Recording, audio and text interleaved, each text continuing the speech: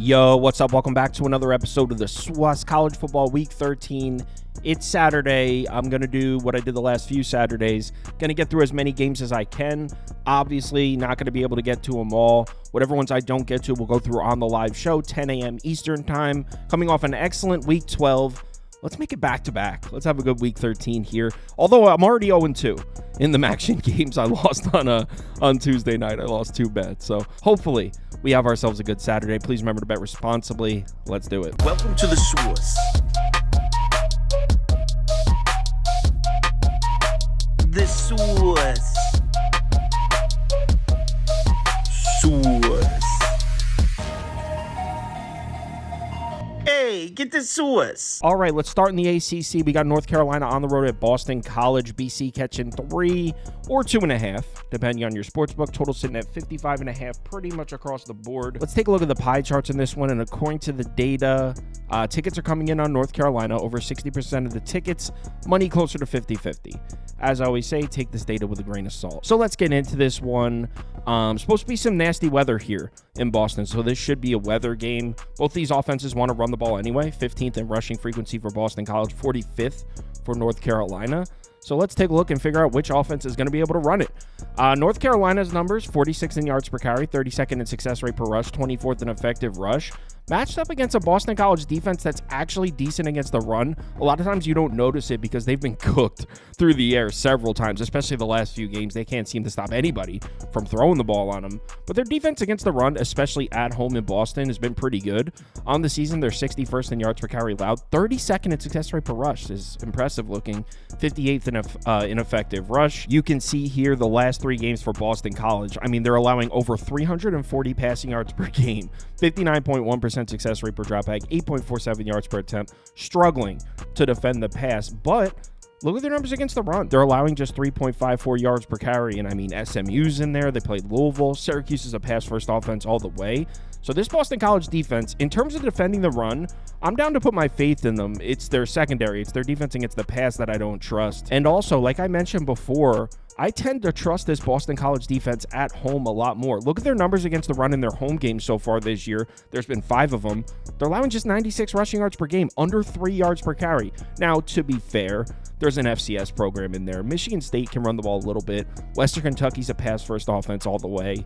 Louisville, pass-first offense. They've been struggling to run the ball a little bit. And Syracuse, pass-first offense all the way. So they haven't really seen a rushing attack. Michigan State maybe a little bit. So it's important to take note that they've had a bit of a favorable schedule in terms of defending the run when it comes to their home games. But even if you include their road games, though, there's really only one game this season where a team was able to run the ball on Boston College. It was Week 8 on the road at Va Tech. Virginia Tech ran the ball all over them. 368 yards rushing, 9.2 yards per carry. It's actually crazy. But look at their numbers against the run in their other 9 games. They're allowing 3.26 yards per carry, success rate per rush under 37%. Boston College has a good run defense. Now, we do have to give some credit to the UNC offense. They seem to be figuring it out. They're playing a lot better recently. In their last 4 games, they are running the ball well. Over 4.7 yards per carry, 46.1% success rate per rush, over 214 rushing yards per game. And there are some respectable defenses in there. Virginia's okay. Florida's, I mean, maybe respectable is not the right word. They didn't play terrible defenses. I'll leave it at that. But on the road in Boston College against a run defense I think is pretty solid. In bad weather, I could see Boston College limiting this rushing attack. And in terms of defending the pass, we already talked about it. Boston College, terrible numbers against the pass. In their last 4 games, look at these. I'm not even going to read them off. They're disgusting. They can't stop anybody from throwing the ball in this game. But the thing is, North Carolina doesn't really have a consistent passing attack that I trust. I mean, in their last 2 road games, they weirdly had monster games through the air, 11.1 yards per attempt. If you look at their other games, though, this is not a passing attack you can trust, especially when the weather's going to be bad. I don't know if I trust North Carolina to go on the road here and put up a big number on the scoreboard through the air, especially in this weather. I mean, it might rain. It's going to be windy. On the road up in Boston, it's going to be cold. I don't know if we can count on the passing attack being there. So I don't hate this matchup at all for Boston College defense. But what about the matchup on the other side? We already mentioned that Boston College is an offense that wants to run the ball. For most of this season, they've been struggling to do so. That being said, the last couple games, they have been running it a bit. So maybe Boston College is figuring it out as well, just like North Carolina. On the season, the numbers don't look great. 78th in yards per carry, 76th in success rate per rush, 25th in effective rush. But North Carolina's defensive numbers against the run don't look all that great either. 40th, 77th, 57th. Last week was Grayson James' first start. Well, actually, okay, these graphics say Grayson James' first start. It technically wasn't his first start. He started a game earlier in the season when Castellanos was hurt. It was the Western Kentucky game. Last week was his first start as the starting quarterback, though. So Grayson James is the starting quarterback now, and last week was his first start as the starter, not in a backup role. And the Boston College offense looked pretty good. I mean, they put up 28 points, over 55% success rate. Look at the rushing numbers. 180 yards on the ground, 69.2% success rate per rush. And you know what? Even the passing numbers didn't look all that bad. 237 yards through the air, 7.4 yards per attempt, 40% success rate per dropback isn't great, but that was against SMU, one of the better defenses in the conference, probably a top 3, top 4 ACC defense here.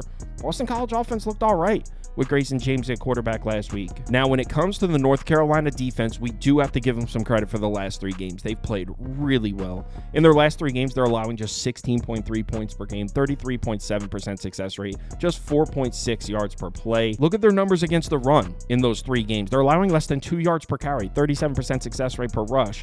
But look at the teams. Virginia, pass-first offense. They haven't ran the ball all year.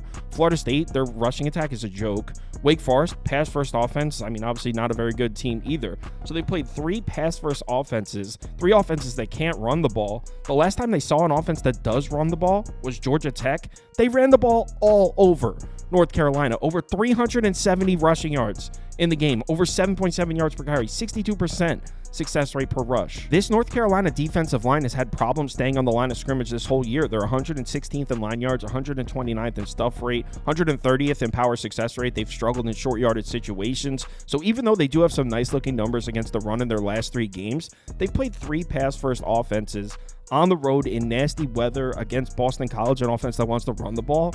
I wouldn't be surprised if Boston College is able to run the ball in this game. No, I don't trust Grayson James to have a big game throwing the ball. North Carolina should be able to pressure the passer, but I don't expect Boston College to throw the ball much at all, especially in the weather.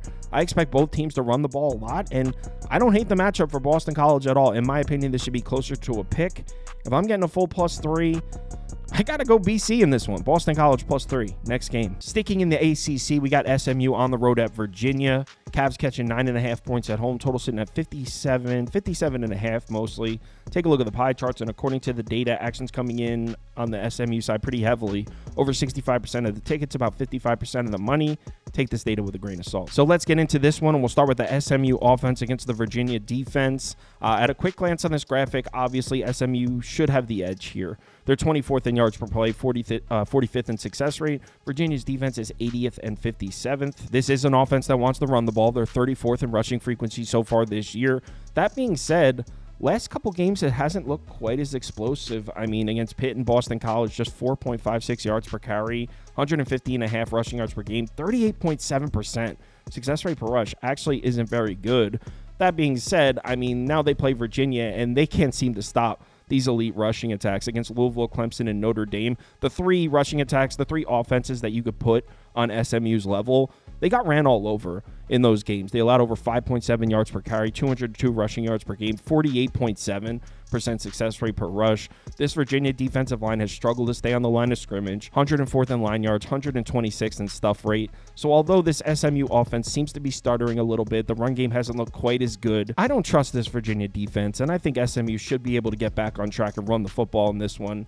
Now, the matchup on the other side, obviously, at a quick glance, this looks like a very favorable matchup for SMU. This defense has been very good, specifically the front 7. They're 8th in yards per carry allowed, 39th in success rate per rush. Numbers against the pass not quite as impressive. It's actually decent news for Virginia. This is an offense that wants to throw the ball with Calandria. Haven't been able to run it much all year. 91st in yards per carry, 69th in success rate per rush. The passing numbers don't look great, but this is an offense that wants to throw the ball. We know that. That's what they're trying to do. The problem with that is, because I do believe SMU's secondary is beatable, the problem for Virginia is Calandria going to have the time to even make those throws. I mean, SMU's got a pass rush. Like I said, their defensive front is very good. They're 13th in pressure rate, 16th in pass rush win rate, 93rd in sack rate, 21st in pass rush grade. Against a Virginia offensive line that's been much better creating space in the run game, haven't been the best in terms of pass protection. In fact, they've been pretty bad. And Calandria's numbers definitely take a huge dip when he experiences pressure. When you give him a clean pocket, he can make the throws. So in the spots he has clean pockets to throw from in this game, he should be able to make plays against the SMU secondary, but how many of those instances are we going to see? SMU should be able to pressure Calandria pretty often in this game. And in their last three, we've seen Calandria under duress, and the pass game hasn't looked good at all. In their last three games against North Carolina, Pittsburgh, and Notre Dame, just 6.17 yards per pass attempt. Success rate per dropback has dropped below 30%, under 208 passing yards per game. This Virginia offense seems to be trending in the wrong direction, and SMU's defense against the pass, looks pretty good. They played Pitt, Boston College, Duke, allowing less than 6.5 yards per pass attempt. So as much as I would love to say, hey, take the points with the home dog here, I don't like it. I think SMU's pass rush should be all over Calandria in this one. And also, Virginia has shown us you can't trust their rushing attack. They're not going to be able to run the ball on this defensive front. So really don't like the matchup for Virginia's offense. And on the other side of the ball, like I said, I expect SMU to get back on track running the football. They should control the pace of the game, hold on to the ball for some sustained drives. So I like SMU in this one, especially below 10. I haven't bet this one yet, but it would be SMU minus 9.5 or Virginia team total under, because I expect SMU to sustain some drives, hold on to the ball. So I like SMU minus 9.5 or Virginia team total under next game. Illinois on the road in Piscataway for this one. Rutgers catching a point or a 1.5, depending on your sports book. Total sitting at 47.5. I do see a 48 out there, but mostly 47.5. So let's get into this one. I'm not going to spend a ton of time on it. As you guys probably already know, I'm in New Jersey. I'm unable to bet Rutgers game, so I usually don't spend a ton of time on them. Rutgers defense, I'm sure you know, if you followed Big Ten football this year, it's been a mess. They lost their most important piece defensively right before the season started, and they haven't been able to stop anybody. They were playing decent defense against the pass there earlier in the year, but even the pass defense has fallen off. This Rutgers defense straight up isn't good. 97th in yards per play, 102nd in success rate. That being said, I don't know how much I trust this Illinois offense anymore. Their numbers on the season look pretty good. They're sitting at 43rd in OFEI. Earlier in the year, Altmaier was making throws. They went into Nebraska, took them to overtime and won outright. But in the last 4 games, they're averaging 5.7 yards per pass attempt. Yes, they played some tough defenses, but you play in the Big Ten, you're going to see tough defenses. The last 4 games, the passing attack's been almost non-existent for Illinois. They've actually been running the ball, which is the complete opposite of what we saw from Illinois earlier in the season. They couldn't run the ball at all. Altmaier was carrying the team with his arm. Now Altmaier can't seem to do anything. Now, the good news for Illinois is Rutgers can't seem to stop anything. They have a terrible run defense. Like I said, their numbers against the pass are falling off a little bit. In their last 3 games, they're allowing over 301 passing yards per game, 7.6 yards per attempt. So as far as this side of the ball, really tough in terms of making a prediction. I really don't know how I feel about the Illinois offense. I know I don't trust the Rutgers defense, but laying points on the road, I don't know if I trust Illinois to travel across the country to Piscataway and move the ball. I don't know. I don't know how I feel about that side of the ball. And you know what? The same goes for this side of the ball, because the Rutgers offense started off looking like an elite rushing attack. They were averaging 5 yards per carry, running the ball on everybody. But even that has fallen off for the Scarlet Knights.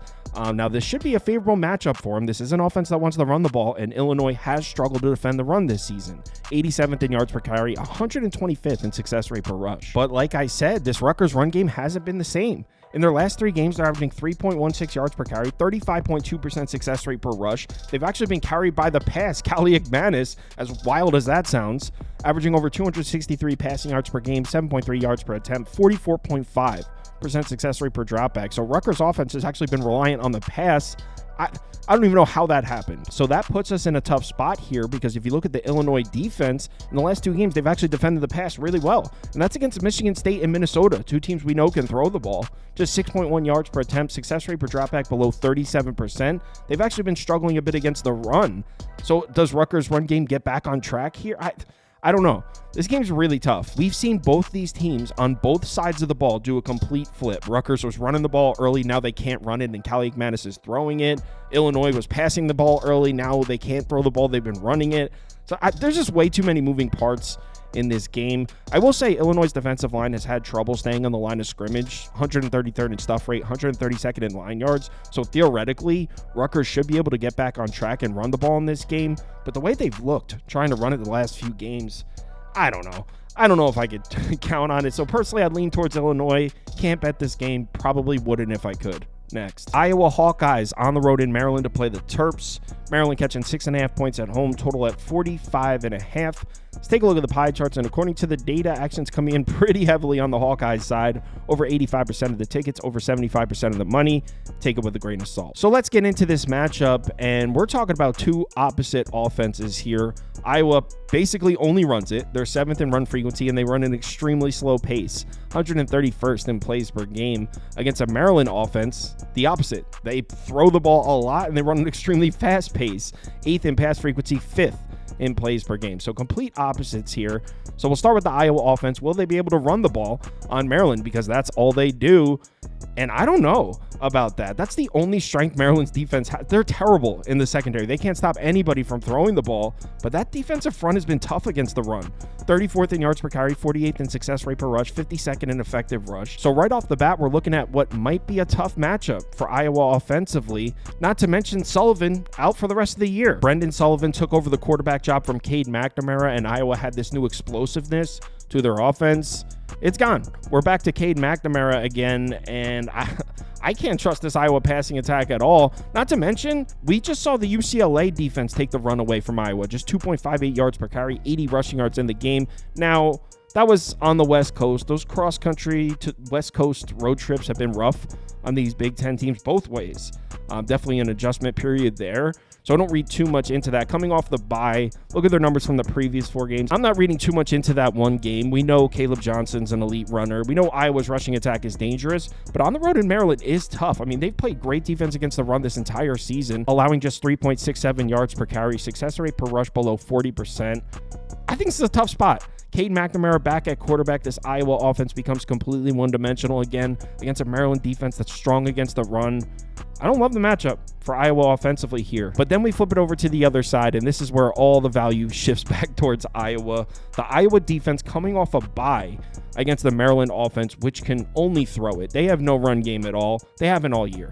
109th in yards per carry, 109th in success rate per rush. This is an offense that needs to throw the ball with Billy Edwards Jr., and there's been times where it looks okay, but there's also a lot of times where it looks really ineffective. On the season, they're 90th in yards per pass attempt, 60th in success rate per dropback. If you look at the numbers from Maryland's last 6 games, you can see the run game, 3.17 yards per carry, success rate down close to 34%. And even the passing numbers, like, okay, they're averaging over 303 passing yards per game. The efficiency numbers aren't good.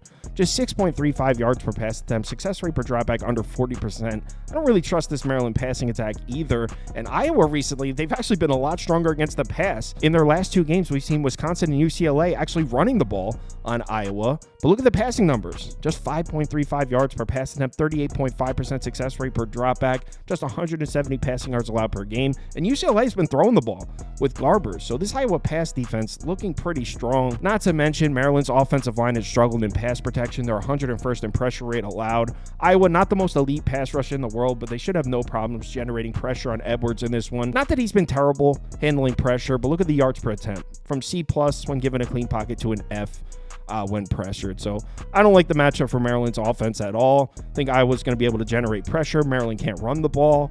I don't see many avenues to Maryland scoring a lot of points in this game. But like I said before, I do think Maryland's defensive front can give Iowa's offense some problems, especially now that Cade McNamara is back at quarterback. So I like the under here. 45.5. Give me the under. I think we're going to see a low-scoring game. Iowa with some long drives running the ball. Under. 45.5. Next up is Indiana, Ohio State. I actually already recorded this one. I uploaded it earlier in the week. Here it is. All right, like I said, we got Indiana on the road in Columbus. Ohio State is laying 12.5 or 13, depending on your sportsbook. Total sitting at 50, pretty much 52.5. So let's get into this one, and we'll start with the streak. The number is 29. That is the number of consecutive losses Indiana has taken at the hands of Ohio State. The last time Indiana beat Ohio State was back in 1988. I was born in that year. My birthday is in August, which means I was just a couple months old the last time Indiana beat Ohio State. So will the streak snap here? So let's start with the matchup for the Indiana offense, and there's a lot of green on this graphic. Indiana 16th in yards per play, 2nd in success rate. Look at the passing numbers. 6th in yards per pass attempt, 1st in success rate per dropback, 9th in effective pass. Offense is sitting at 3rd in overall OFEI, but they're matched up against the Ohio State defense, which is no joke. 2nd in yards per play, 3rd in success rate. Elite numbers against the run, elite numbers against the pass. Ohio State defensively is about as good as it gets in college football. Now, the criticism Indiana's been getting for most of this year is that they haven't played anybody, right? I mean, they had a relatively easy schedule most of the way, and when we split the games up like this, through the first 7 games, they were averaging 48.7 points per game, 57.4% success rate, 7.67 yards per play, video game numbers. Now that they're starting to see some tougher Big Ten competition, we are seeing the numbers come down a bit. I mean, not that they're bad, but yards per play drops from 7.67 to 5.14. I mean, they're still averaging 32.7 points per game, but we're no longer seeing the video game numbers from Indiana's offense. Take a look at the passing splits here. First 7 games, over 310 passing yards per game, almost 11 yards per attempt. In the last 3 games, we're down under 198 passing yards per game. Granted, should have mentioned before, Curtis Work missed the Washington game. So one of these games was with the backup quarterback, but passing yards down under 198 per game, 7.67 yards per attempt. Again, not that they've been bad, but we are seeing the production dip a bit from this Indiana offense. And week 11 versus Michigan, it looked straight up bad. Just 20 points of the game, success rate below 38%, 4.39 yards per play. This was by far the worst offensive performance we'd seen from Indiana up to this point. And it was also their first real test, the first time they saw what would be considered an elite defense. So not a great look there for Indiana offensively, knowing that their worst performance by far was their last game, the first time they were really tested, because Ohio State's defense is even better than Michigan's, and that game was at home in Indiana. This one's in Columbus, and in their last 4 games, Ohio State's allowing less than 10 points a game, 4.13 yards per play. Yes, they played Purdue, Northwestern, Nebraska. There's some bad offenses in there. I'm saying this a little tongue-in-cheek, but you know what? Penn State is in there as well, and they held Penn State to 13 points in Happy Valley. So this Ohio State defense, I mean, when it comes to the Ohio State offense, you can poke some holes in it, and we'll get to that. But the Ohio State defense, as good as advertised. Now, if you are looking to fade the Ohio State defense, you can look right here. There were 2 games where opponents were able to make some throws on Ohio State. Obviously, the big game on the road in Eugene. Dylan Gabriel was making throws. Oregon put up a bunch of points. And also Aiden Childs was making some throws against Ohio State in the first half, at least. It got ugly in the second half. But there were 2 games where we saw Ohio State look a little bit vulnerable to the pass. So you could be pointing at that, saying, Kyle, we've seen this Ohio State defense get thrown on before. Indiana can throw on these guys. I could see that. But here's the thing.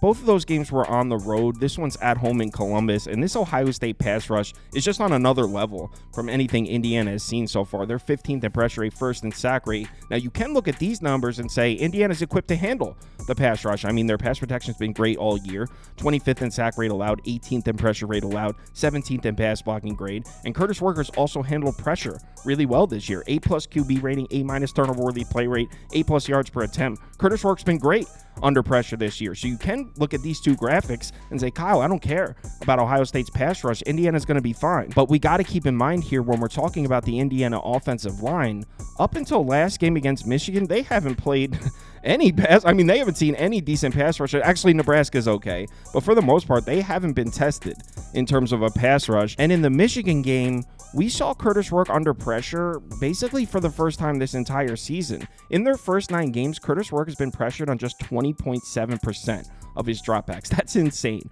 One of the least pressured quarterbacks in the entire country.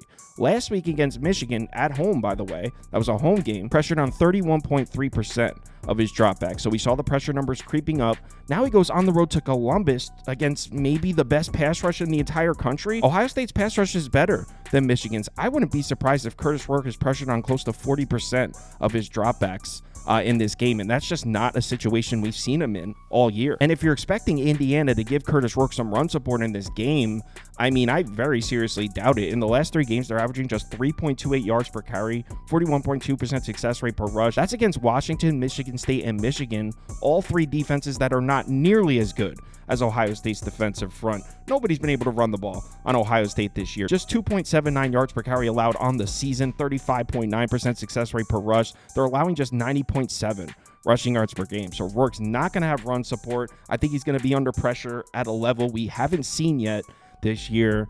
I don't like this matchup for Indiana's offense. I could see Ohio State's defense really dominating this game. But then we flip it over to the other side and look at the matchup for Ohio State's offense. And again, we're looking at nothing but green on these graphics. Indiana, 4th in yards per play, 11th in success rate. Ohio State's offense, 3rd in yards per play, 4th in success rate. Ohio State can run it. They can pass it. I know there were doubts there about Ohio State's run game. They were having problems on the offensive line, some injuries. There was a 2-game stretch against Oregon and Nebraska where they just couldn't run the ball. Just 3.2 yards per carry, 102.5 rushing yards per game. But since then, they seem to have figured it out.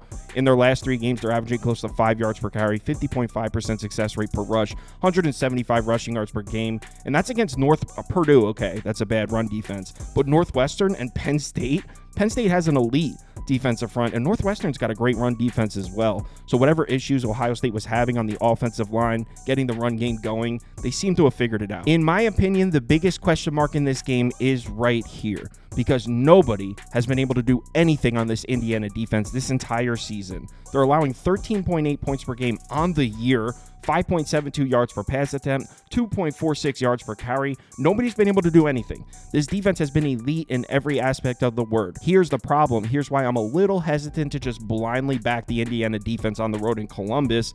Look at their opponents. These are their top 5 opponents in terms of OFVI. So these are the toughest offenses that Indiana has seen all year. UCLA 61st. That was early in the season before UCLA figured their shit out, by the way. Maryland 57th. Nebraska 62nd. Toughest offense they've played so far this year, Washington, sitting at 49th in OFVI. And then Michigan's in their top 5 at 74th. Michigan's offense is terrible. On the other side of the ball, Indiana has been tested. They've seen some tough defenses, but as far as the Indiana defense goes, they have not seen a ton of dangerous offenses. On the road in Columbus, this Ohio State offense, by far their toughest test, and it's actually not even close. But here's the thing. There is one aspect of this Indiana defense I trust, and it's the defensive front. Remember, we saw this with Cignetti last year at James Madison. They had the most elite defensive front of any group of 5 program, and it wasn't even close, and he brought that along. He brought 4 of the pieces there from the defensive front over to Indiana, and it looks like he just picked up right where he left off. They're 2nd in line yards, 7th in stuff rate, 1st in pressure rate, 21st in sack rate. Nobody has been able to handle this defensive front so far. And Ohio State, obviously a great offensive line, probably the best they've seen so far. But Ohio State has had some problems on the offensive line. And what do we know about Will Howard? You can rattle him if you get pressure on him. These splits aren't dramatic, but definitely a drop-off in production when he experiences pressure. I think Indiana's able to take away the run. I think they're able to pressure Will Howard. I think Indiana's defense is going to shock us and put up a fight in this game. And remember earlier when I was talking about Ohio State's defense and I said there were 2 games where quarterbacks were able to make throws on Ohio State? One of those games was Aiden Childs on the road to Michigan State. Well, Indiana also went on the road to Michigan State and played Aiden Childs, and they actually defended him better than Ohio State did. 16 of 24, 193, a touchdown, 2 picks, a 53 QBR. Indiana actually played better defense against Aiden Childs than Ohio State did. So who am I to doubt 9-win Indiana? Which is why I think I'm taking the points with this one. I understand why the line is where it is. It makes sense. But I don't want to bet against this Indiana team. It kind of reminds me of the Oregon-Washington game from last year, where Oregon was 10-point favorites against a magical Washington team that was undefeated, and Washington was this super public dog, like a super square dog. Didn't matter. They won outright. I'm not betting against this Indiana team. I'll probably just take the points. I haven't bet it yet. Maybe it gets to 14. So I'm on Indiana here. I haven't bet it. Give me Indiana plus 13.5. I'm waiting for a 14. If I can get a 14, I'm in. I'm on Indiana. Wake Forest on the road in Miami. The Canes are laying 24.5 or 25, depending on your sports book. Total sitting up at 66.5. 66.5, pretty on par for Miami football so far this year. Take a look at the pie charts according to the data. Pretty split, actually. Tickets about 46% on Wake, 54% on Miami. Money leaning towards the Wake Forest side, as I always say. Take this data with a grain of salt. So let's get into this matchup. And if you're wondering why the total's at 66.5, well, you probably haven't watched any Miami games this year.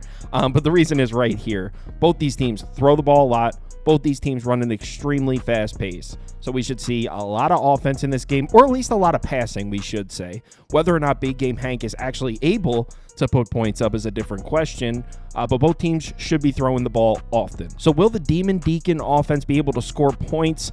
Well, Big Game Hank is having himself... Big Game Hank is Hank Bachmeier, by the way. That's like we call him Big Game Hank. That's not his real nickname.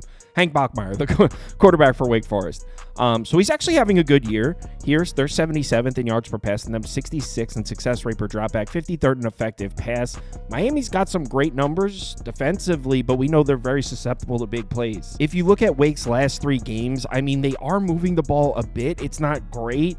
I mean, 253 passing yards per game, 7.43 yards per pass attempt, 41.1% success rate. That's okay. I mean, Stanford's got a terrible pass defense, but Cal's all right. North Carolina, I mean, they're all right. Not much of a run game, just 3.54 yards per carry, but it's something. I mean, really not much to take away from these numbers. These are very mediocre looking numbers across the board against some mediocre defenses. And you know what? You can kind of say the same exact thing about Miami's recent defensive numbers. If you look at their last 4 games, I mean, 6.1 yards per pass attempt allowed is very good. 40.2% success rate per dropback is not bad. They played some good teams with the exception of Florida State. Louisville, I mean, Duke, they got a quarterback. Malik Murphy can play. Georgia Tech's a strong offense. So, I mean, they've seen some teams. They played some decent defense against the pass. Defense against the run is kind of mediocre. I mean, 4.76 yards per carry allowed. Certainly in the first quarter, that Georgia Tech game last week, they were caught off guard. Georgia Tech had like 120 yards rushing in the first quarter or something crazy like that. But as a whole, I mean, they're not a bad run defense. They're pretty average. I would say these numbers are a little misleading because of the Georgia Tech game. Wake Forest doesn't have much of a run game anyway, so I don't expect Wake to run the ball. The question is, do you trust Hank Bachmeier to make throws here on the road in Miami? Personally, I don't know. I really don't know. I mean, he's made some throws this year. His numbers look pretty good. He's also handled pressure pretty well. Really tough call to make. If you put a gun to my head and force me to make a prediction on whether or not Bachmeier can score points in this game, I'd probably say maybe late against the Miami second unit. I kind of think that Miami might take some frustration out on this Wake Forest team after the loss last week. So I don't know. I like Miami to take it to him early, but no question, Hank Bachmeier has shown us he's capable of making plays. When we flip it over to the other side, I mean, do we even need to have this discussion? Miami's first in yards per play, 5th in success rate. Look at their passing numbers. 3rd in yards per pass to them, 13th in success rate. This Wake Forest defense cannot get off the field. They're 133rd in success rate, 133rd in success rate per dropback. I don't know how Wake is able to make a single stop here on the road in Miami. As I'm sure you've heard, Cam Ward having a Heisman season, A+ QB rating, A+ PFF grade, B big time throw rate. This Miami passing attack is putting up record-breaking numbers, over 368 passing yards per game, 9.7 yards per attempt. I mean, nobody seems to be able to stop this passing attack. Even last week in their loss, he still had 350 yards and 3 touchdowns or some shit. So, I mean, nobody can stop this passing attack. I certainly don't think Wake Forest can do it. I know if you look at Wake's last 4 games, they actually have some decent numbers against the pass, 6.25 yards per pass attempt allowed. But look who they played. UConn, Stanford, Ashton Daniels was banged up. Cal, okay, Cal's decent with Mendoza. They can throw the ball. UNC's a run-first offense all the way. I mean, nothing compares to a road game at Miami against Cam Ward. So you can't even look at these numbers. And still, by the way, 48.8% success rate per dropback. So even against these offenses, they're still giving up first down throws to opposing quarterbacks. And by the way, I know we all know Miami's a pass-first offense because they are, but if they want to run the ball, I mean, look at the discrepancy here between the Miami offensive line and the Wake Forest defensive line. Miami, 4th in line yards, 3rd in stuff rate, creating plenty of space in the run game. Wake Forest struggling to stay on the line of scrimmage, 105th and 108th. So Miami should have no problems running the ball if they want to as well. Like I said, I don't see how Wake Forest makes a single stop. I lean towards Miami. Am I trying to lay 24.5, especially because I could see Hank Bachmeier making some throws late in the game, maybe a backdoor cover. So I guess I'd go Miami first half or Miami team total over, but the Miami team total is going to be what, 70? I mean, I didn't even look at it. So I like Miami to score early and often, maybe a Miami first half. Probably not bad in this game. Next up, we got Ole Miss on the road in Gainesville, and I already recorded this one. Here it is. All right, like I said, we got Ole Miss on the road in Gainesville for this one. Florida catching 10. I actually see a couple 10.5s out there. So Florida catching 10 or 10.5. Total sitting at 55.5 across the board. Let's take a look at the pie charts, and according to the data, action seems to be coming in pretty... Actually, it's pretty much split. about 50-50 on the tickets, 55% of the money coming in on Florida. As I always say, take this data with a grain of salt. So let's get into this matchup, and we'll start with the Ole Miss offense against the Florida defense. Obviously, according to this graphic and according to the eye test, Ole Miss should have the advantage here.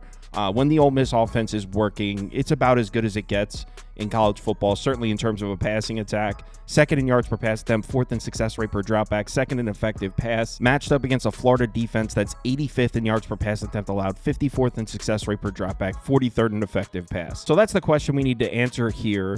Is Florida's defense able to slow down the Ole Miss passing attack? Jackson Dart over 3,400 passing yards on the year, 11.4 yards per attempt, 22 touchdowns, 4 interceptions. We know. Amazing numbers, we know. One thing we do have to mention, though, when it comes to the Ole Miss offense, well, actually, two things we have to mention. Number one, they racked up a ton of video game numbers against bad competition earlier in the season. We've already talked about that. But number two, where's the run game for Ole Miss? Since SEC play started, this is their numbers in their SEC games. 3.4 yards per carry, 34.6% success rate per rush. The Ole Miss rushing attack has been non-existent in conference play so far this year. Now, the passing numbers look great, 10.57 yards per attempt, over 327 passing yards per game. They can definitely throw the ball, but this offense is very one-dimensional this year, kind of unexpected. So what do we think about the Florida pass defense? Well, I mean, they looked excellent at home last week against LSU, one of the most dangerous passing attacks in the country. Held them to 5.5 yards per attempt, 31.5% success rate per dropback. LSU was not able to do much offensively in this game. Now, I know you can point at the two games before that against Georgia and Texas, and the Florida pass defense didn't look very good. Over 330 passing yards allowed per game, 9.2 yards per attempt. Both Georgia and Texas were able to throw the ball on this Florida defense. Both of those games were on the road. Well, actually, one was on the road, one was at a neutral site.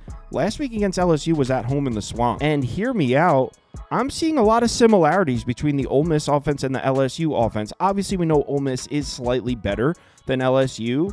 But if we're talking strictly offensively, we're talking about an elite passing attack that doesn't have run support. That applies to both LSU and Ole Miss. We're talking about a great offensive line that's been dramatically underperforming. That applies to both LSU and Ole Miss. I'm seeing a lot of similarities in this game. At home in the Swamp against the same sort of defense, Florida looked really good last week defensively. Yes, the Florida defense has been run on a bit in their last few games, 4.56 yards per carry, 45.2% success rate per rush, but we just had the graphic up. Ole Miss is averaging 3.4 yards per carry in SEC play. They haven't been able to run the ball at all. I don't know if we could count on Ole Miss running the ball in this game. This has been a very one-dimensional offense. This is an offense that needs to throw the ball, just like LSU, and Florida played great defense against LSU. In fact, look at Florida's last three opponents. It's not like the powerhouse Ole Miss offense is going to catch Florida off guard. Look at their last three games. Georgia, 11th in OFEI. Texas, 10th. LSU, 14th. Ole Miss is 5th, so technically slightly higher than those three. But this Florida defense is seeing an elite offense every single week. Ole Miss is not going to catch them off guard. Now, the good news for Ole Miss here, it looks like they're going to have Trey Harris back, their star wide receiver. I mean, I'm not sure.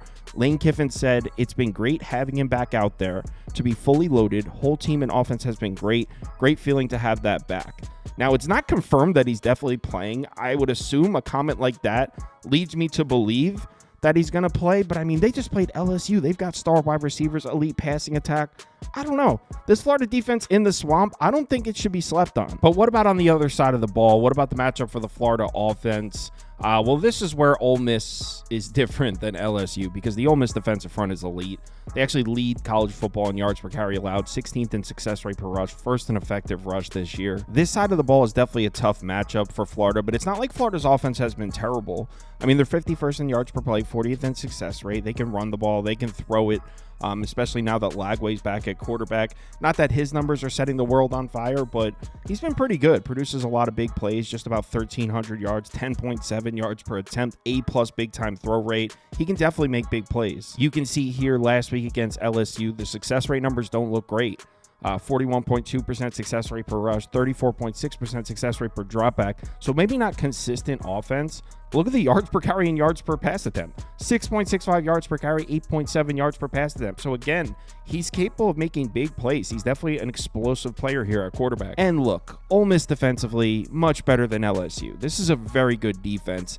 That being said, let's not pretend that it's flawless. I mean, in the last three games, they're allowing a 52% success rate per rush. That's not good at all. Just 2.6 6.78 yards per carry. So they're not getting crushed on the ground, but short yardage situations, I mean, they're letting teams move the chains on the ground against them. And their numbers against the pass, I mean, 8.3 yards per pass attempt in those 3 games. Now, a lot of that came against Arkansas in garbage time. Arkansas was scoring points on them when they were up big.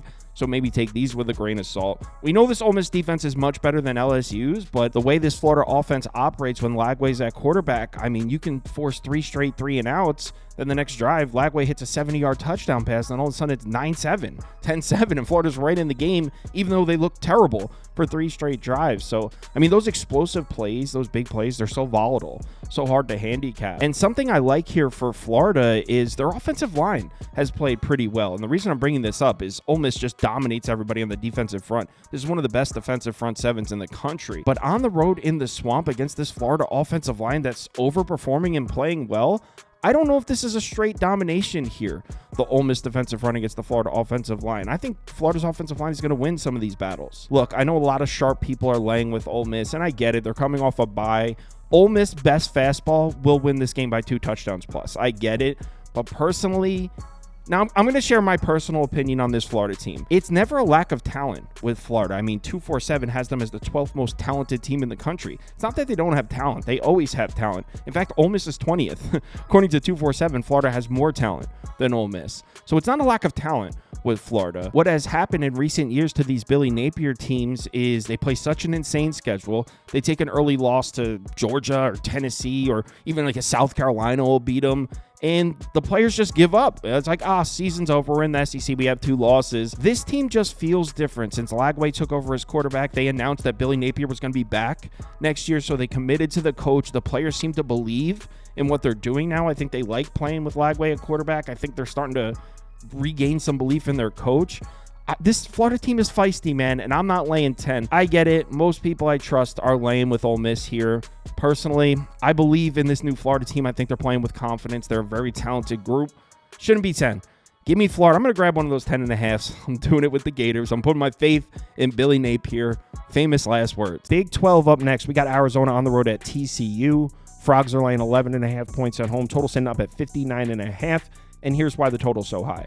Both these teams throw the ball a lot. 15th in passing frequency for Arizona, 12th for TCU. Both these offenses are centered around the quarterbacks, Fafita for Arizona and Josh Hoover for TCU. So we should see plenty of passing in this game. Here's the bad news for Arizona. Out of nowhere, this TCU defense has shown up against the pass, and I'm talking about the last 6 or 7 games. We'll talk about it in a second, but look at their numbers against the pass on the season. I was not expecting TCU's defense to be any good this year.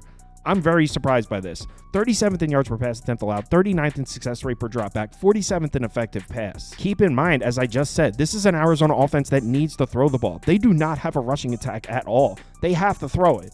On the road at TCU against a defense that's been shockingly good against the pass. Look at TCU's defensive numbers over the last 7 games. They're allowing 200.3 passing yards per game, 6.63 yards per attempt, 39% success rate per dropback.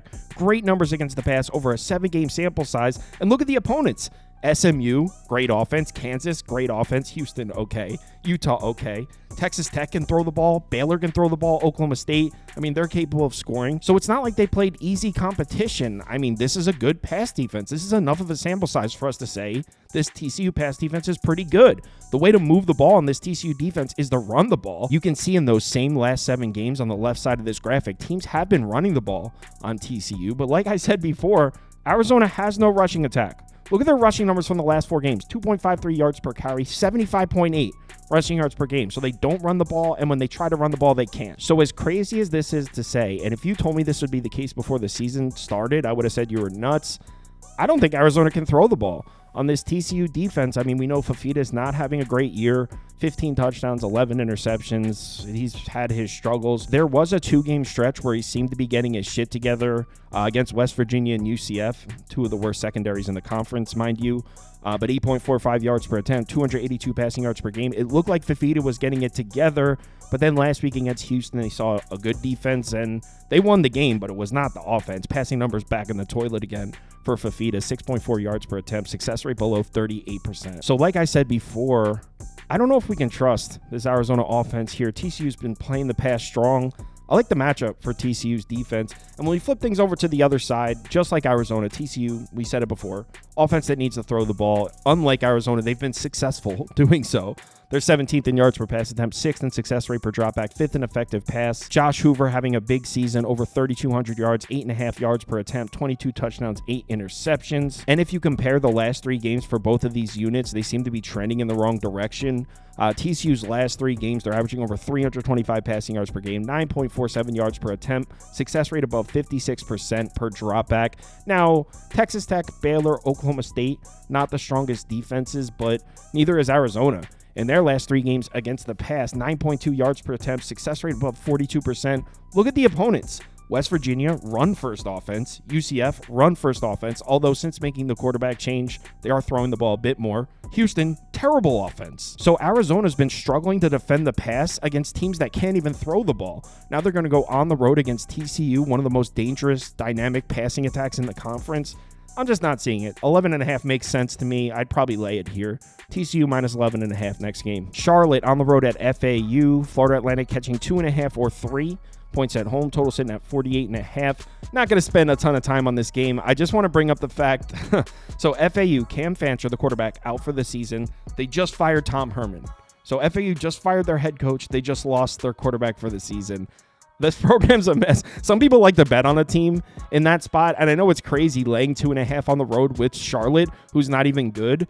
But this FAU team has just been so bad this year that I honestly might consider betting Charlotte minus 2.5 here. I know some people like to bet teams in those spots, but with a new quarterback in there who's had limited, I mean, he did start last week, but I guess Charlotte or under here. Just wanted to throw this one in here so you were aware this game was on the board. FAU with a new head coach and a backup quarterback. So let's say Charlotte or under here. Next, Wisconsin on the road in Nebraska. The Huskers laying 1.5 or 1, depending on your sportsbook. Total sitting at 42.5 pretty much across the board. Take a look at the pie charts, and according to the data, action's coming in on the Nebraska side.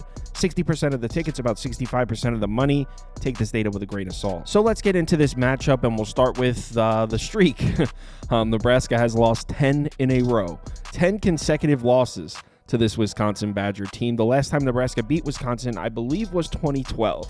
So yeah, we're talking about 10 straight losses. Granted, in Nebraska's defense, they've been underdogs in every single game. They're actually favored. This is the first time they've been favored against Wisconsin. So, yeah, we're talking about 10 consecutive losses, but this should be their best chance to get a win. Obviously, they're favored in this game. So before we really get into this matchup, I want to bring up these graphics right here.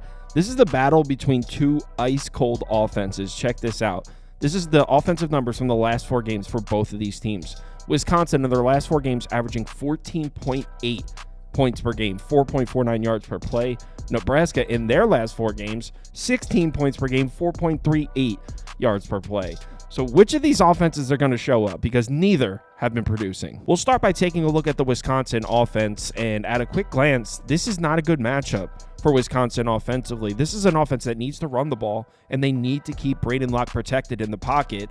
Nebraska's strength defensively, stopping the run, pressuring the passer. So at a quick glance, not looking like a good matchup for Wisconsin. You can see here on this graphic what happens to Braden Locke when he experiences pressure, and it's bad. I mean, if you give Braden Locke a clean pocket, he's capable of being a decent quarterback, but under pressure, it's been a disaster for Braden Locke this year. I was not liking this matchup for Wisconsin's offense at all.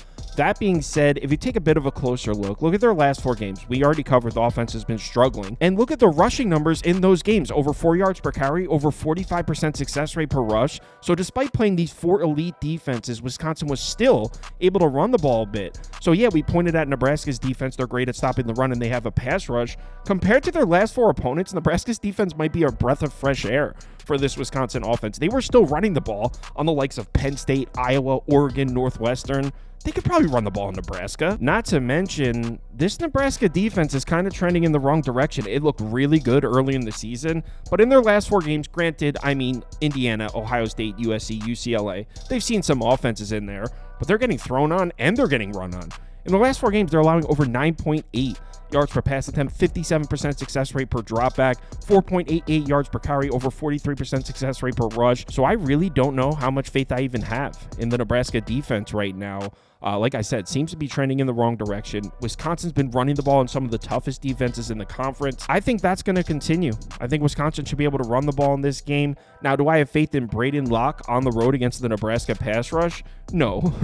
But we know Wisconsin's looking to run the ball. They're not going to go into Lincoln and drop Braden Locke back to pass 40 times in this game. They're going to run the ball. And honestly, I think they'll be able to somewhat. They're not going to run all over this Nebraska defensive front, but I think they'll be able to move the chains in this game. And then we flip things around and look at the matchup on the other side. And to be honest, it's just hard to find value on the Nebraska offense right now. 113th in the country in yards per play. Dylan Raiola started off the season making some throws, but passing production's been way down. They haven't been able to run the ball since like week 3. The run game really disappointing this year for Nebraska. This offense is just a mess.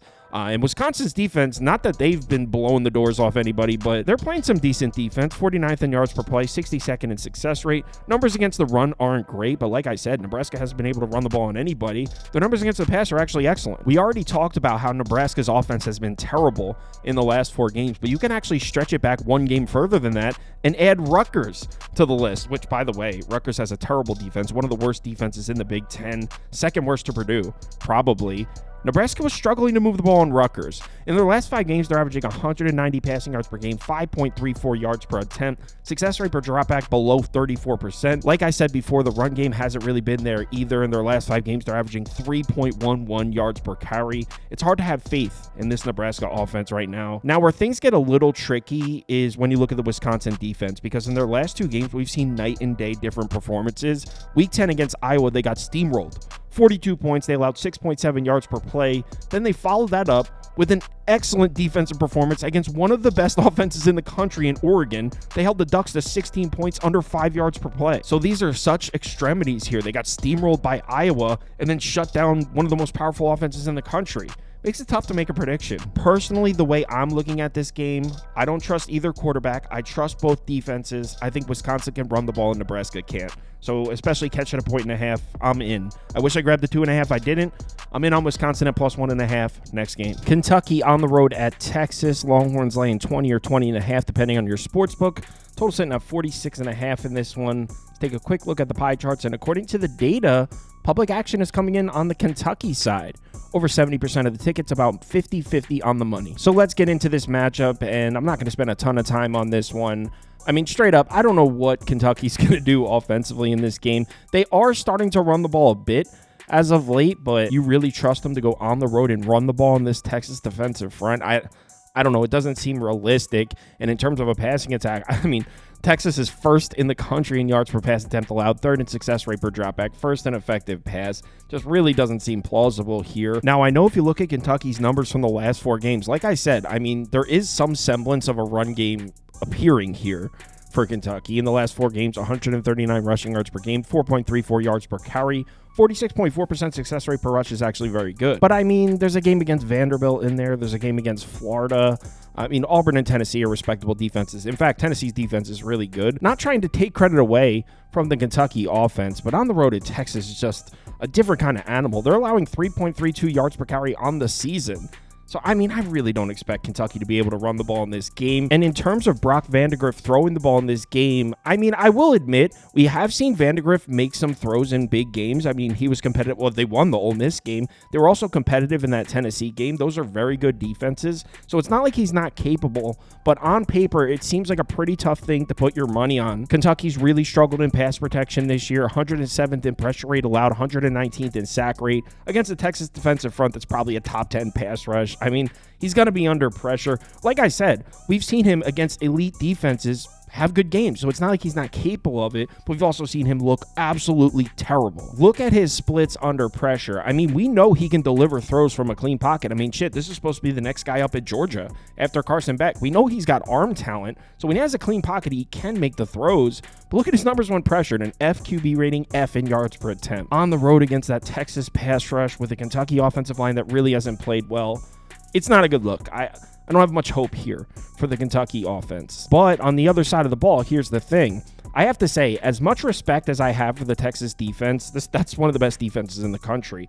The offense is looking, I don't want to say mediocre, but since SEC play started, I don't know if I would call Texas an elite offense anymore. Their defense has my respect, but we can definitely poke holes in this Texas offense with Quinn Ewers. And the Kentucky defense, if you look at the left side of this graphic, they're not an elite defense, but we've seen them play really well at times. On the season, they're 61st in yards per play allowed, 86th in success rate. Their numbers against the pass a little bit concerning. Granted, they play Kentucky's schedule. They play an insane schedule, Georgia, Ole Miss, you name it. And like I said, we've seen instances of this Kentucky defense looking really good.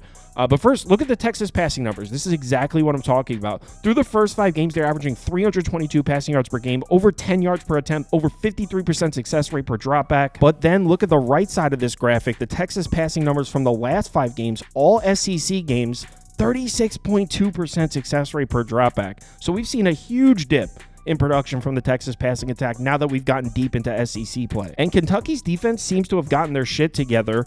They had a rough stretch there against Ole Miss, Vanderbilt, and Florida, over 12 yards per attempt in that 3-game stretch. Since then, they've played 3 games, 6.7 yards per attempt, 37.4% success rate per dropback. Yes, I'm aware one of those games was against Murray State.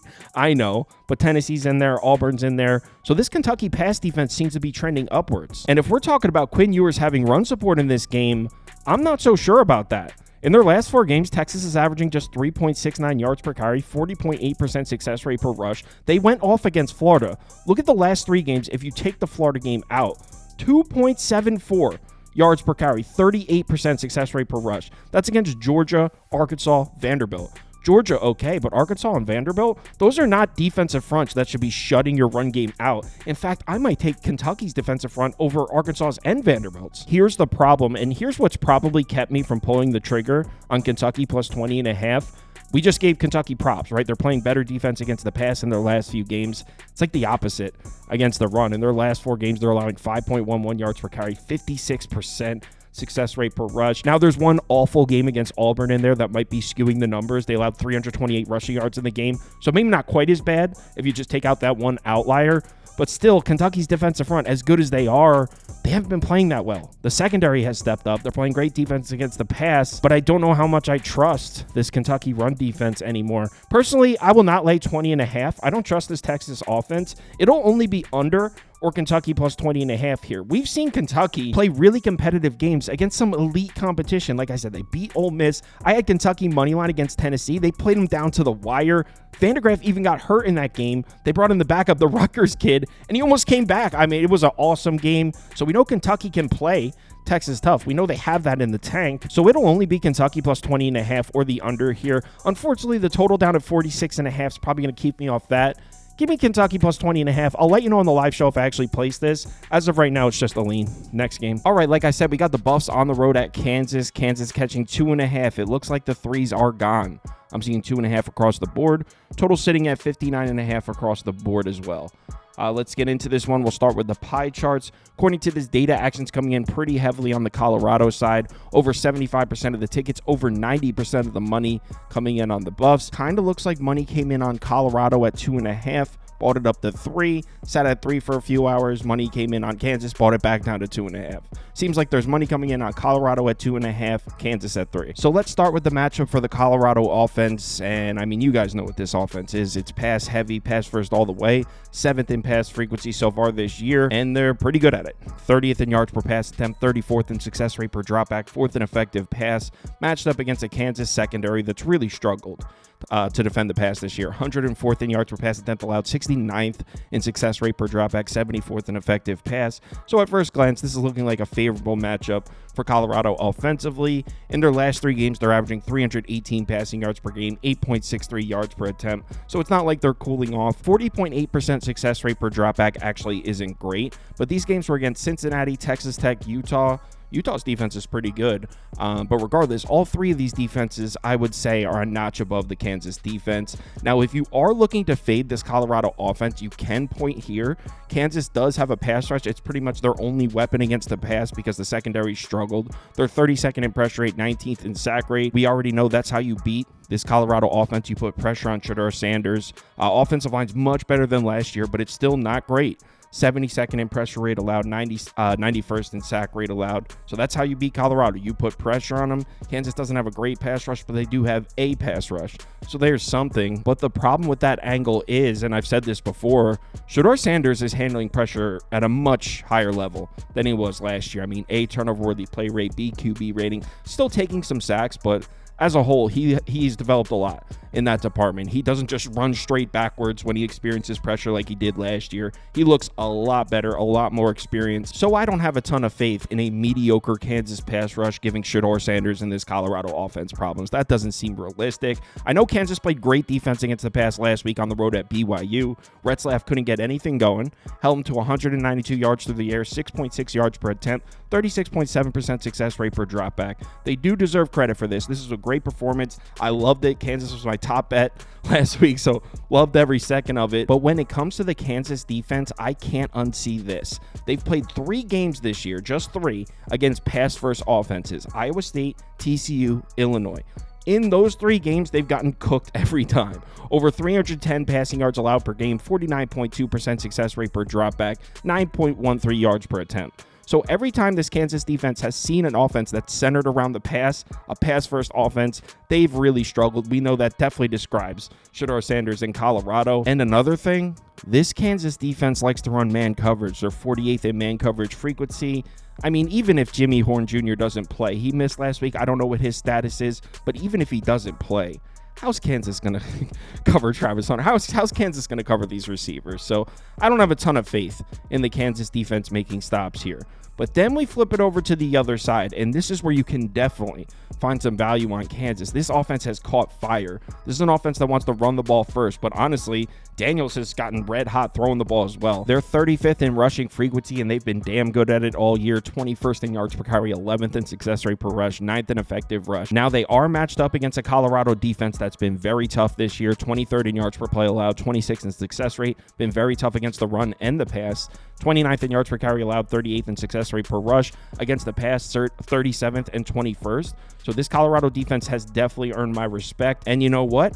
For the first time this entire season, we saw Kansas struggling to run the ball last week. I mean, that was on the road at BYU, a very tough place to go play, especially a very tough place to go try to run the ball. But they were held to 2.21 yards per carry, 73 rushing yards in the game. So they were struggling to run the ball on the road at BYU. Again, that was on the road at BYU. This one's at home, and that's starting to look a bit like an outlier because no one's really been able to stop the Kansas rushing attack this entire season. In weeks 1 through 11, prior to the BYU game, they were averaging 5.79 yards per carry as a team, 51% success rate per rush. So although BYU was able to slow the run game down, and I know Colorado's defense has been tough, at home, Kansas is going to be able to run the ball in this game. But the thing is, that doesn't really tell us anything. I mean, Kansas runs the ball on everybody. We knew Kansas was going to be able to run the ball in this game, especially at home. They always do. It hasn't translated into a bunch of wins. They've been running the ball successfully all season. It hasn't translated into winning games. But check this out. This is why Kansas is just different right now.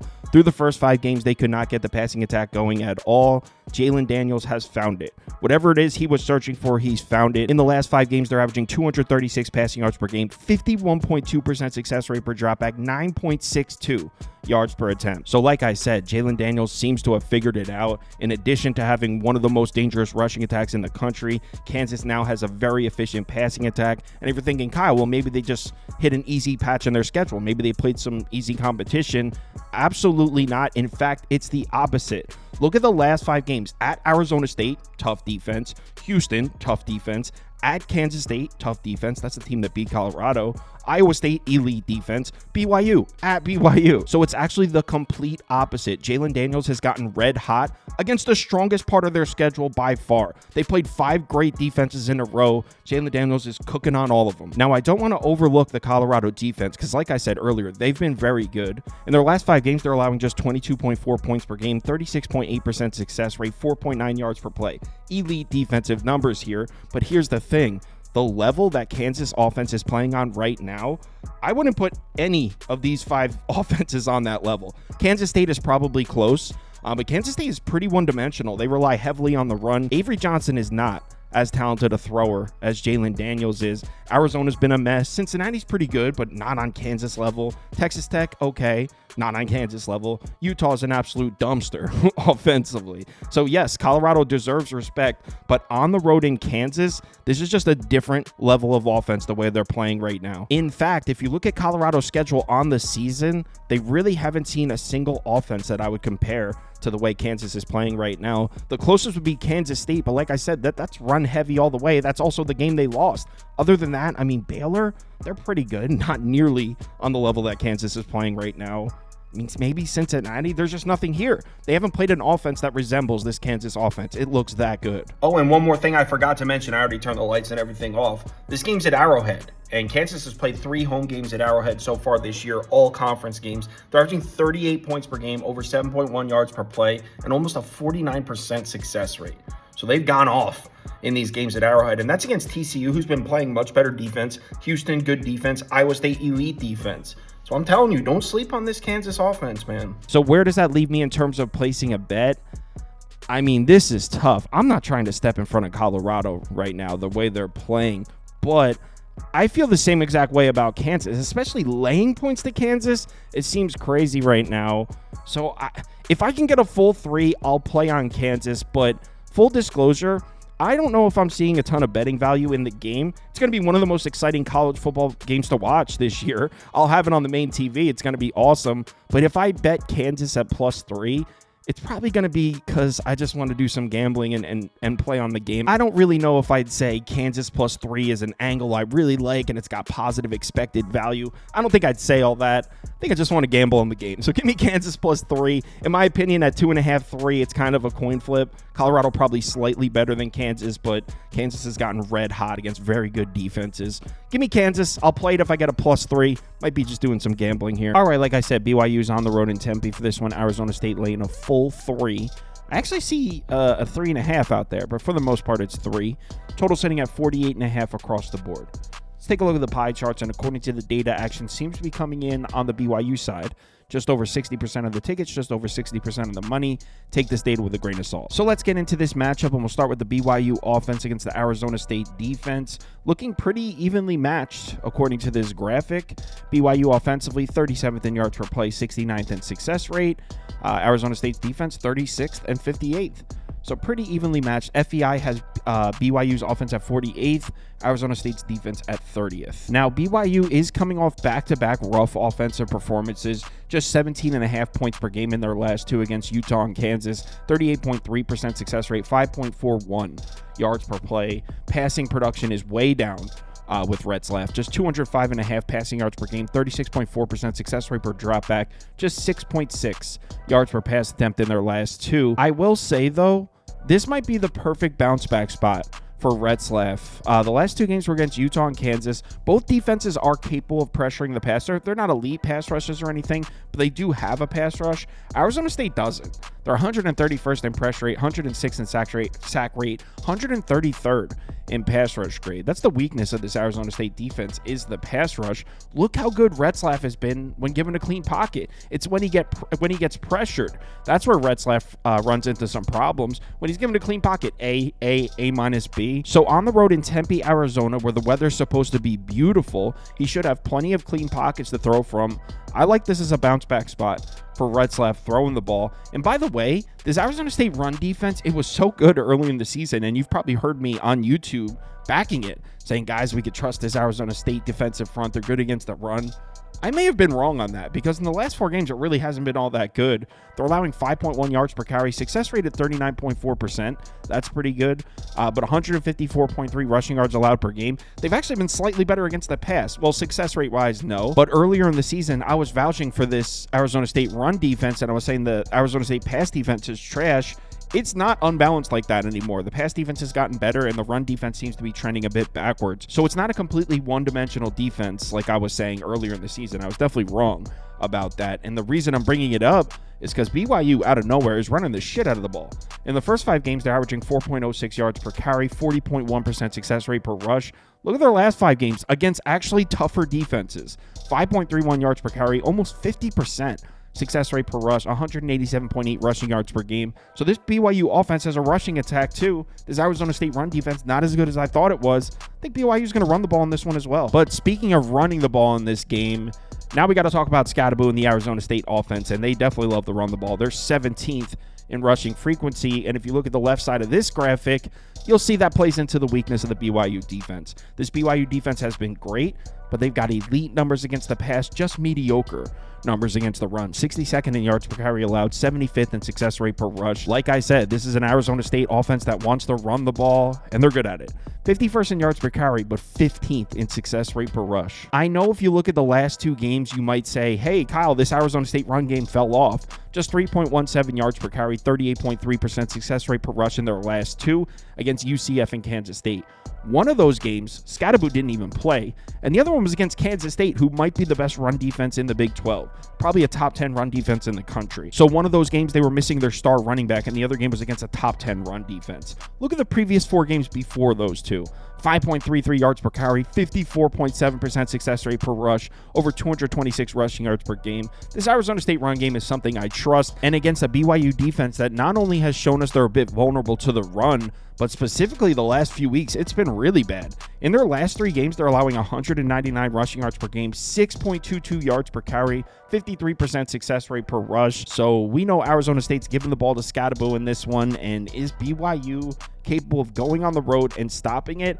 I would say no. They're going to have to completely load the box if they plan on doing that. And if they load the box, Leavitt's going to cook them. Last game against Kansas State, look what happened when Kansas State took the run game away from Arizona State. 275 yards passing, 8.1 yards per attempt, 50% success rate per dropback. And this is a BYU defense that just let Jalen Daniels cook all over him in BYU. I mean, 169 yards passing, cook all over him. Bit of an exaggeration, but 8.9 yards per attempt, 52.6% success rate per dropback, extremely efficient. This BYU defensive front does not have much of a pass rush, and even if they did, Sam Leavitt's been excellent handling pressure. So even if they are, by some miracle, able to take Scadaboo out of the game, which is unlikely, but even if they load the box to take Scadaboo out of the game, Sam Leavitt should cook on him no problem. So I like this matchup for the Arizona State offense a lot as well, which is why I bet the over. 48.5 I got it at. Give me the over in this one. Northwestern on the road in the Big House. Michigan laying 10.5 points at home. Total sitting at 30, pretty much 36.5 across the board. Take a look at some pie charts here, and according to the data, action coming in slightly on the Michigan side. About 55% of the tickets, about 55% of the money. Take this data with a grain of salt. So let's get into this matchup, and I want to point out why the total is so low here. Well, partially because we have two great defenses and two terrible offenses. That's number one. But number two, look at the pace. Northwestern, 126 in plays per game. Michigan, 129th. So two very, very slow teams here, which is why this total sitting down at 36.5. But in addition to a slow-paced game, we also have a terrible Northwestern offense. They're 129th in yards per play, 124th in success rate. This is an offense that wants to throw the ball with Jack Lausch. Haven't been very good at it. 132nd in yards per attempt, 119th in success rate per dropback. Although, to be fair, Mike Wright was playing quarterback the first, I want to say 3-4 games, probably the first 3 games of the season. They couldn't throw the ball at all with Mike Wright. Since Jack Lausch has taken over at quarterback, I mean, it's still bad. It is slightly better. They do have something that resembles a passing attack, I guess. But still, I mean, on the road in the Big House, this is Michigan's 36th in yards per play, 47th in success rate. Great numbers against the run, solid numbers against the pass. I mean, I guess you can make a slight argument. Maybe Jack Lausch can complete some throws on the Michigan secondary, which hasn't been elite.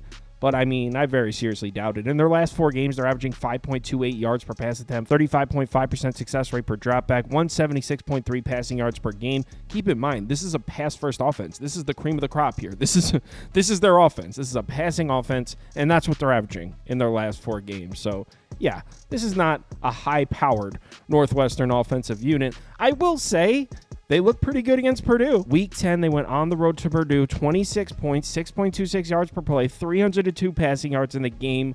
I say that a little bit tongue-in-cheek.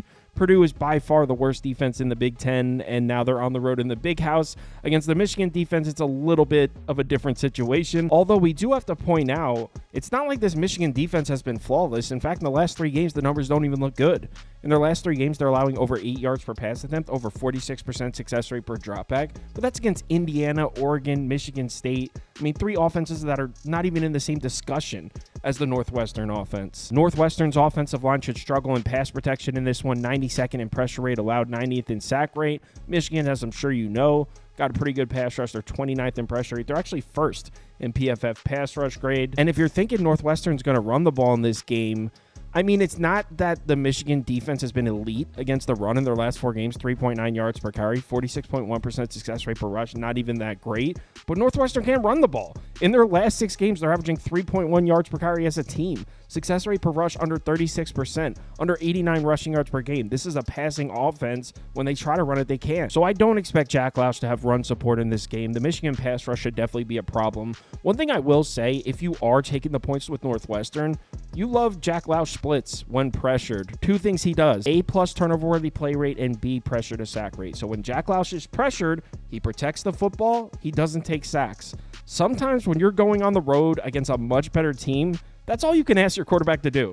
Don't take sacks. Don't turn the ball over. That's what Jack Loush does. So I actually like that. If you're taking the points with Northwestern, you definitely like that. Now, when we flip it over to the other side of the ball, I mean, I honestly don't know what to think here. This Michigan offense has been so bad.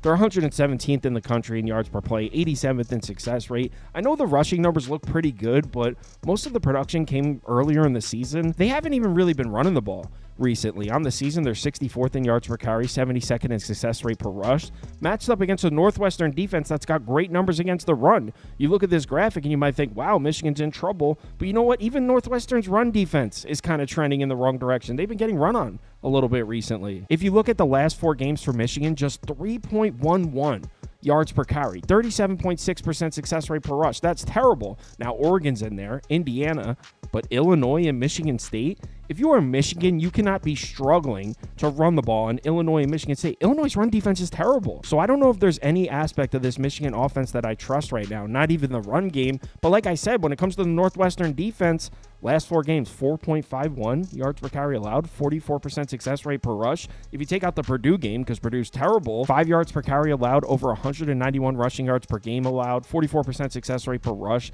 This is supposed to be an elite run defense. This team's getting run on right now. So I don't even know how much faith I have in the Northwestern run defense anymore. So when it comes to the Michigan rushing attack against the Northwestern run defense, which is the main question, by the way, because Michigan's not going to be able to cover 10.5 if they can't run the ball. That's what we need answered. Can Michigan run the ball in Northwestern or not? I really don't know what to say. Michigan's run game has fallen off a cliff, but Northwestern's run defense has also fallen off a cliff. So makes it really tough in terms of making a prediction. I will say the Michigan passing attack does seem to be coming around a bit. Ever since Davis Warren got the quarterback job back, he's been the starter the last 3 games. They're averaging 6.07 yards per attempt, 40.7% success rate per dropback, over 149 passing yards per game. Those numbers are pretty bad, but in comparison to the 4 previous games where they had Jack Tuttle and Orji playing quarterback, definitely an improvement. So Michigan does have something. I mean, I don't even want to say Michigan has a passing attack. They don't, but it's better than it was. So when it comes to placing a bet in this game, I guess it would have to be Michigan, just because I don't think Northwestern's going to hit double-digit points. So I guess my bet would be either Michigan minus 10.5 or maybe Northwestern team total under, but it's probably going to be, I would guess, 12.5, 13.5, a super low team total. So I think Northwestern has held to single digits here. Michigan probably covers.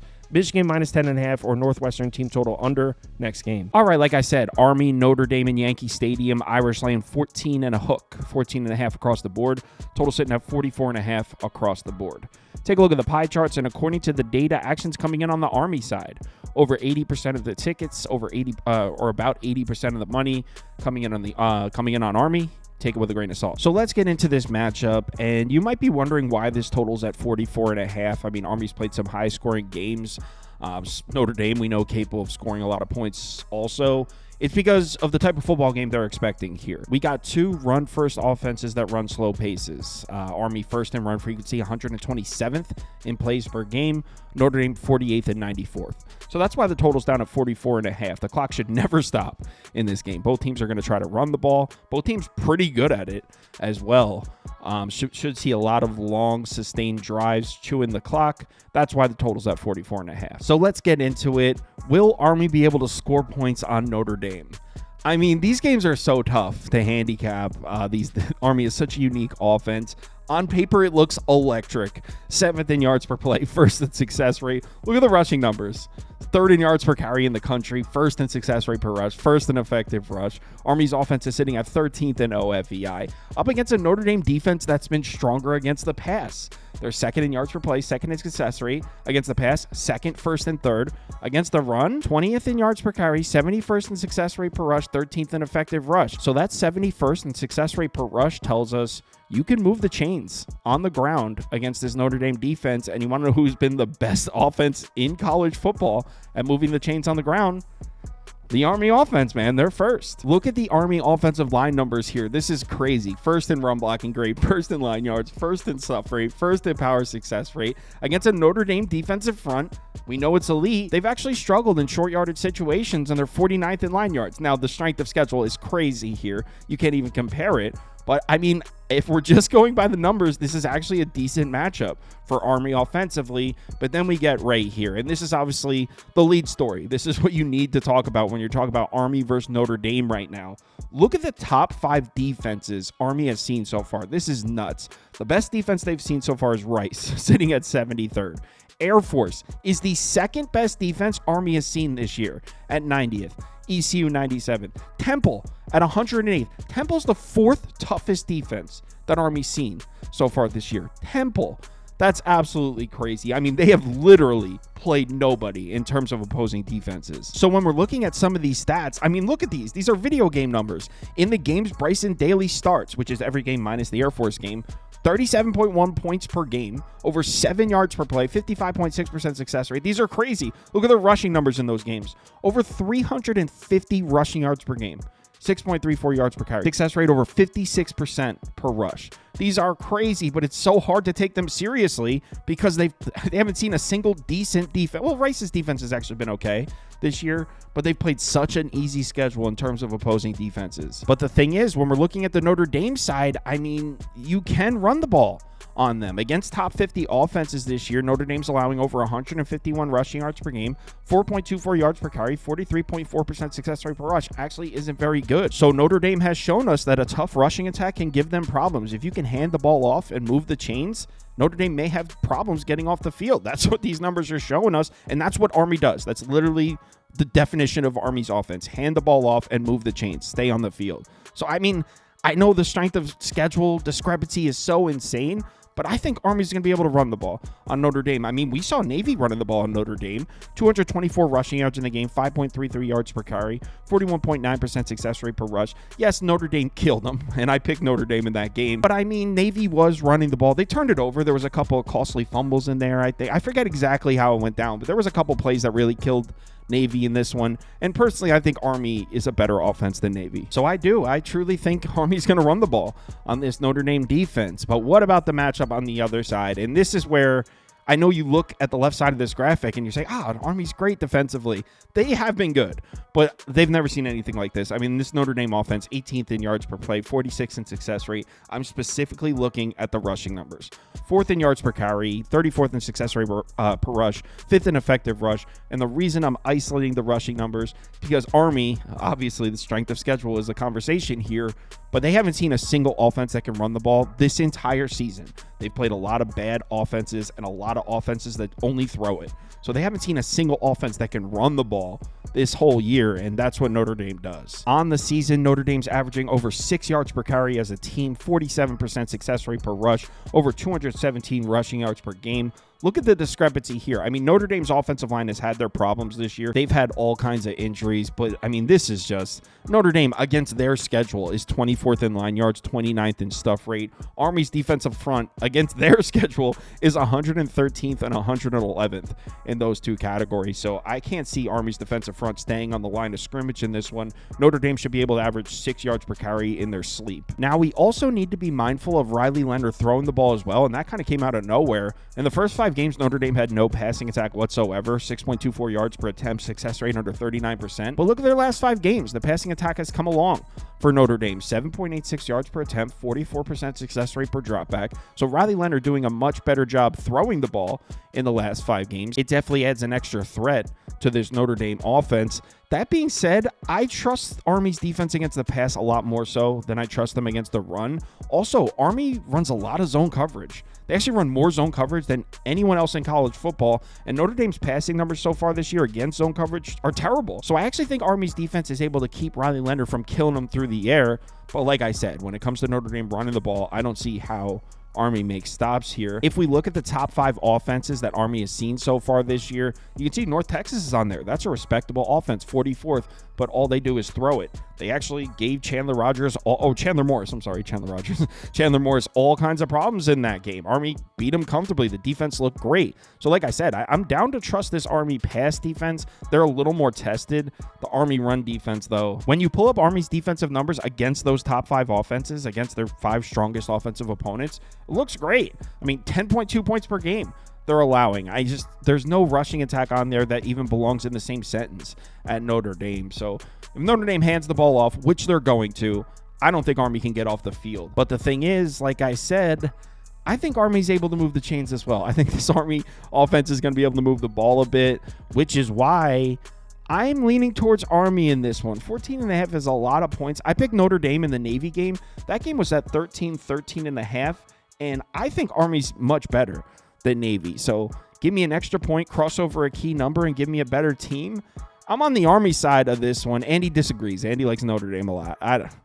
Give me Army plus 14.5. Also a lean on the under at 44.5, but I'm probably going to bet this. Let's go. Army plus 14.5. Next game, we got UCF on the road in Morgantown. We got 2 rushing offenses, although since we've got the new quarterback here in Central Florida, UCF is able to throw the ball a bit more.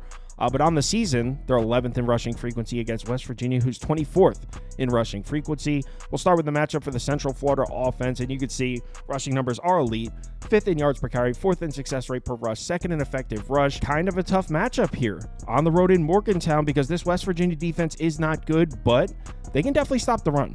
They're 41st in yards per carry allowed, 37th in success rate per rush, 47th in effective rush. It's the West Virginia secondary that's a fade, not the front 7. The front 7 can hold their own against the run. But as I mentioned before, since this freshman took over at quarterback for UCF, they do have a passing attack. He's made 2 starts. He's got 625 passing yards, 8.8 yards per attempt, 4 touchdowns a pick. In those last 2 games, UCF's averaging 43.5 points per game, 7.2 yards per play. You can see the passing numbers are there now. 261.5 passing yards per game, 9.25 yards per attempt, 49.2% success rate per dropback. So in addition to the rushing attack, they now seem to have a passing attack. Well, it's a freshman quarterback. It's only been 2 games. Let's not jump to a conclusion, but he definitely seems to be giving us a lot more production from the quarterback position than what we were getting from KJ Jefferson earlier in the season. As I mentioned before, defending the pass is the weakness of this West Virginia defense on the season. They're allowing 9.28 yards per attempt, 49.3% success rate per dropback, over 269 passing yards per game. And you know what? Some more bad news for West Virginia's defense. They actually got run on a little bit in their last 2 home games against Kansas State and Baylor, 2 very good rushing attacks. But you know what? UCF's a good rushing attack too. 5.16 yards per carry, 43.1% success rate per rush. Definitely not a great look.